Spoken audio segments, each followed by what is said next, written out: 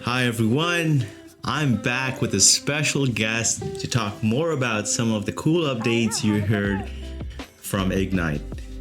So, without further ado, let me introduce to you Eric Brown.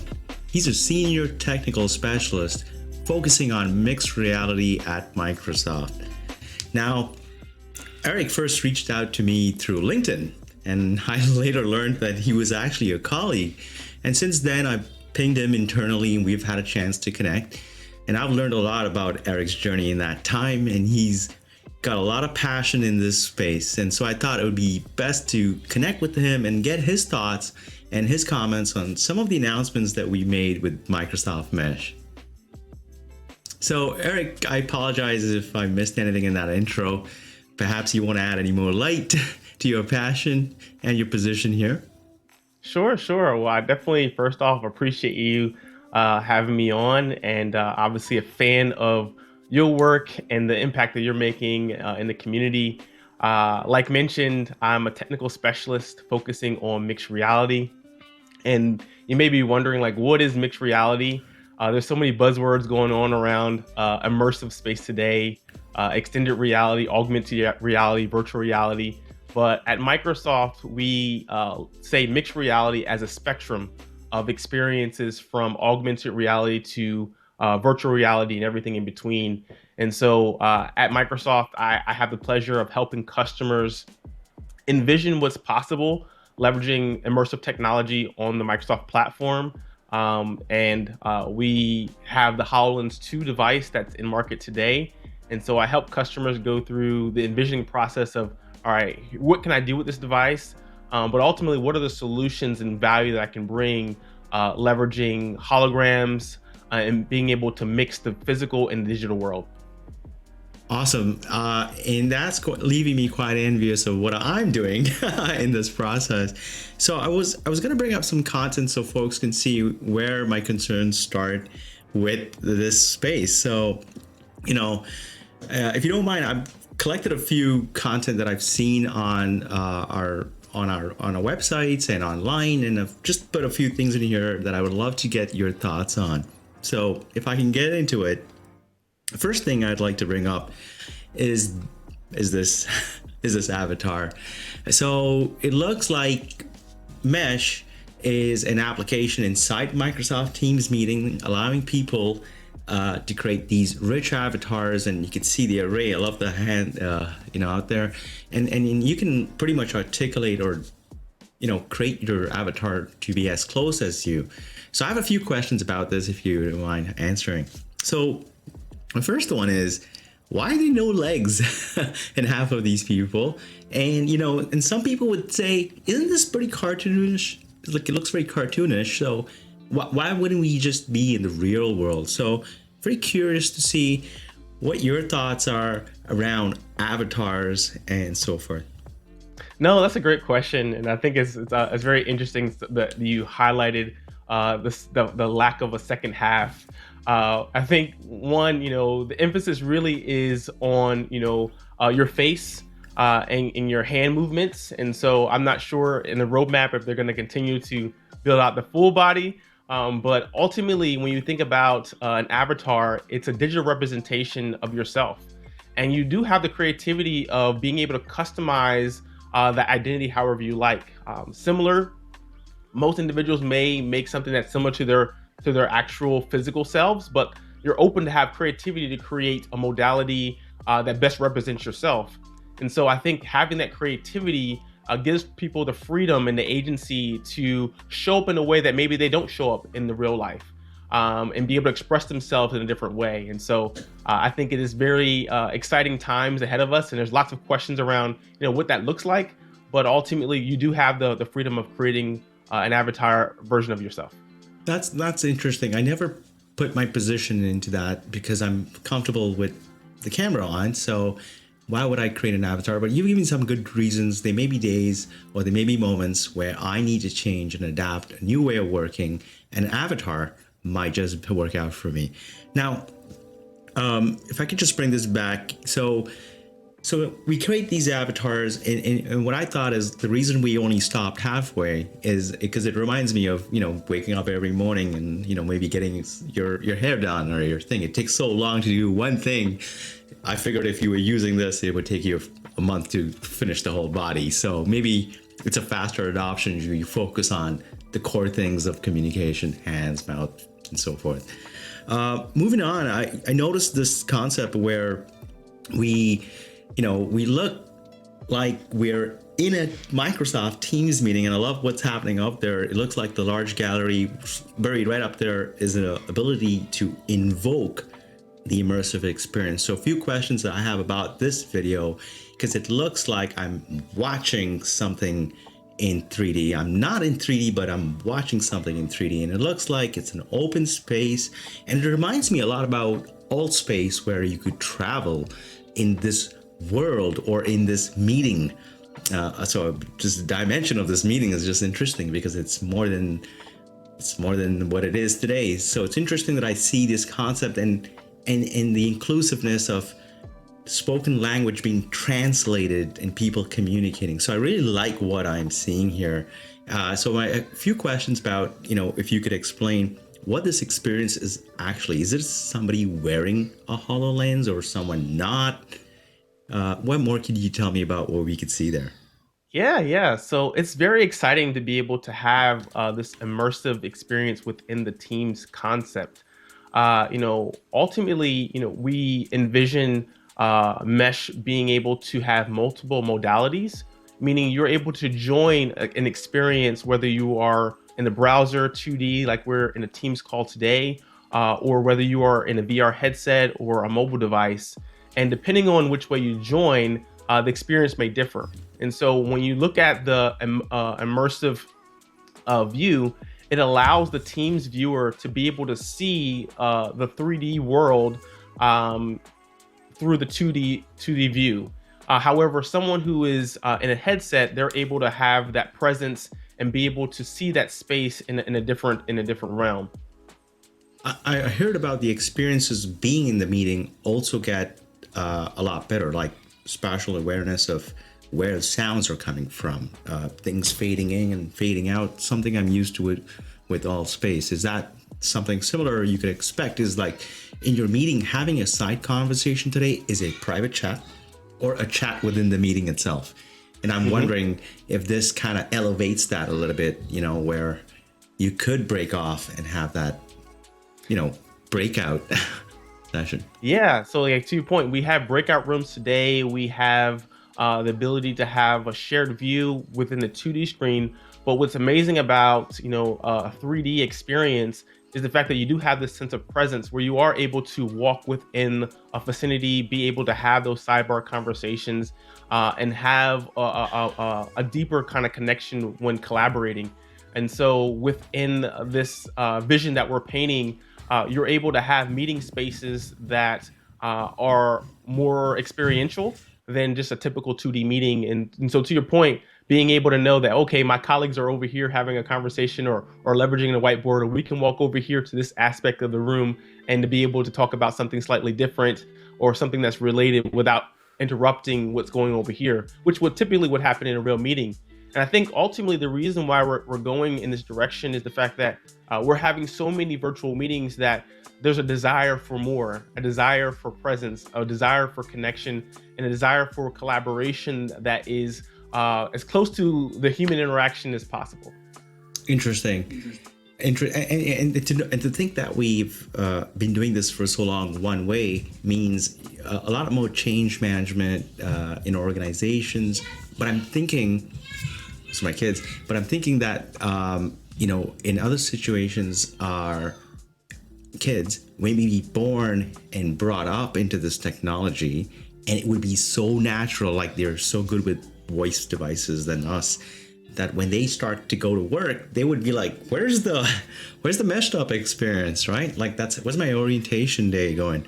So I'll move on in there. And there's something else I also saw is this concept where you could be not in an immersive experience, but you could be looking at an avatar. And I'm just trying to understand the psychology of being in a meeting with avatars and real people and thinking this is all real. And then you touched upon this earlier when we talked about creating avatars for inclusivity.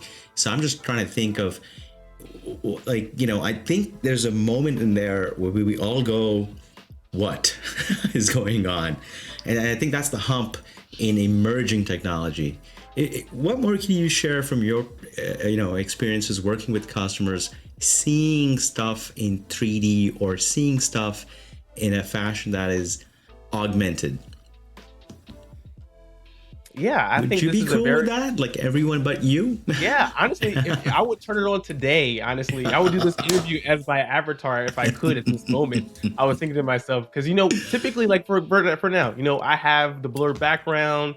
It's all the logistics of things I'm thinking about, like, oh, my glasses, are they right? So all these things that you would think about in preparing, or anxieties about showing up in a meeting, now with that one click, you can now be yourself. However, not to worry about all the logistics of your camera setup, etc. So it allows individuals who may be shy of coming on camera to still be comfortable in being able to share their expressions without having to turn on their video. And so I believe that they may actually have more engagement in this new format than maybe previously. Now, when you're in a call where you're on video and there's all these Yeah. blank screens of seeing their initials. I'll take it on engagement.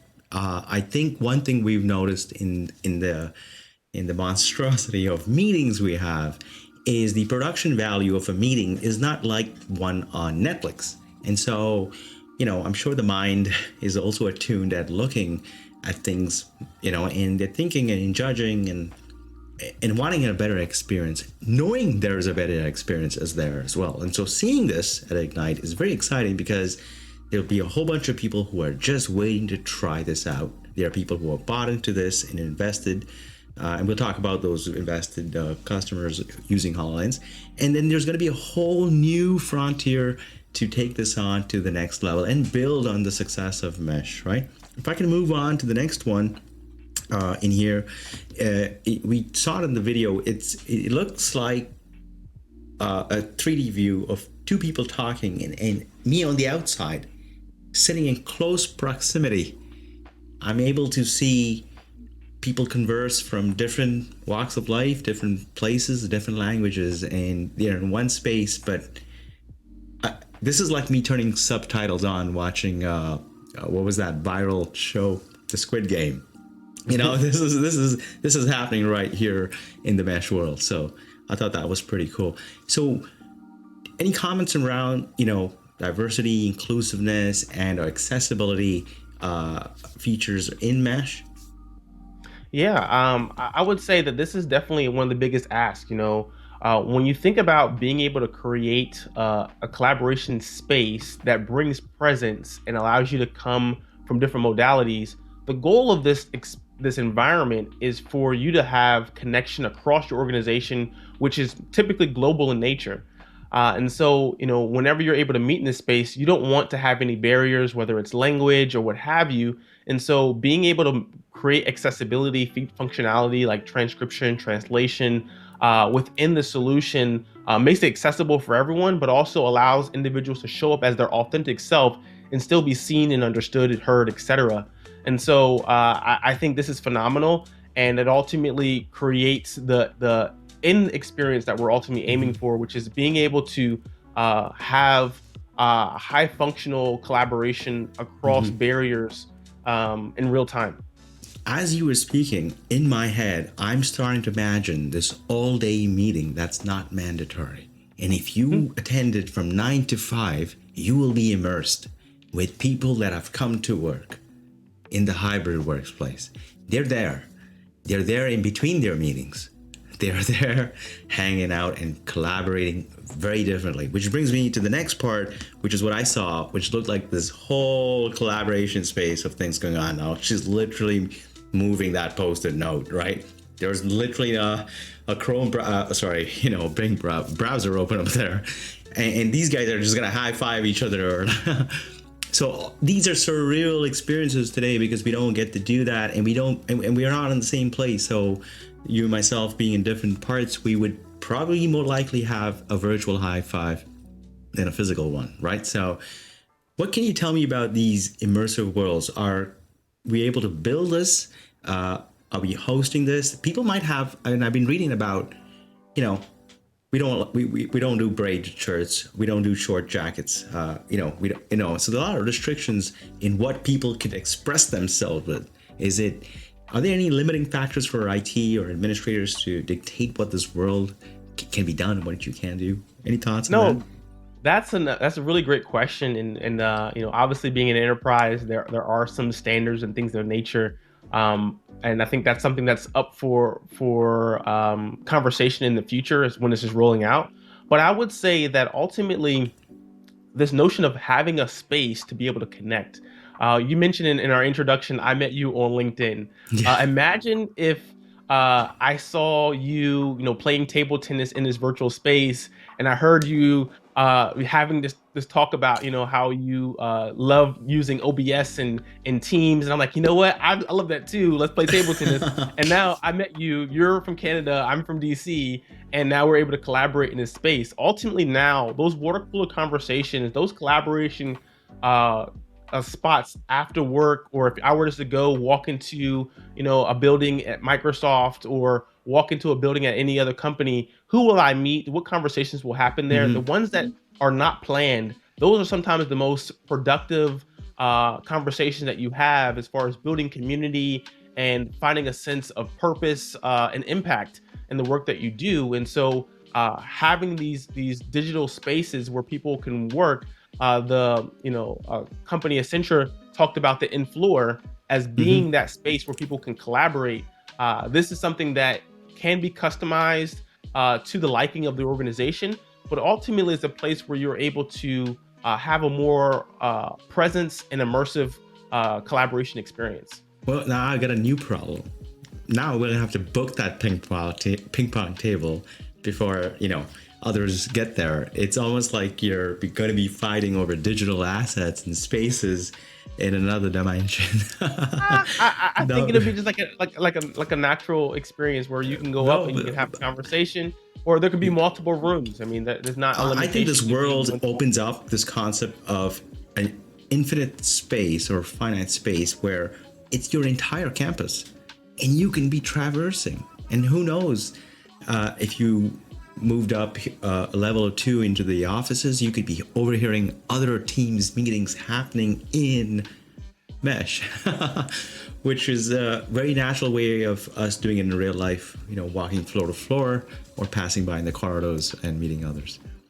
So that's all the stuff I have on this side, right? And so before we kind of close out, I'll ask you a few follow-up questions on where we're going with this. So Ignite was great. It was meshed up. I think mostly that was, for me, I think the highlight, and people have been buzzing about it. And so it's been a week, so hopefully we get to share this with others. When can you see people start using these mesh apps and maybe touch upon some other use cases other than social in this space? Absolutely. So today there is the Mesh Preview app for HoloLens 2 that you can install and leverage with your organization as far as having individuals come in with the HoloLens 2 headset and be able to collaborate from different parts of the world. We also announced at Ignite that first half of 22 being able to have Mesh for Teams, which is some of the things that we highlighted here. Being able to have the avatars and the immersive view that will be in preview, and other modalities will come thereafter. And so that's kind of what you have to look forward to. But if you do have a HoloLens 2 device today, I encourage you to install the preview app and get that exposure. Speaking of 2 device, what's the main limiting factor to take a V1 and make it work on Mesh? Like, what was, I think you were sharing with me earlier, that Mesh is built in the cloud or primarily runs off cloud resources? Yeah, so HoloLens 2 is built with a mobile first, cloud first, point of view. And so when you think about logging into the device, it leverages, Azure Active Directory.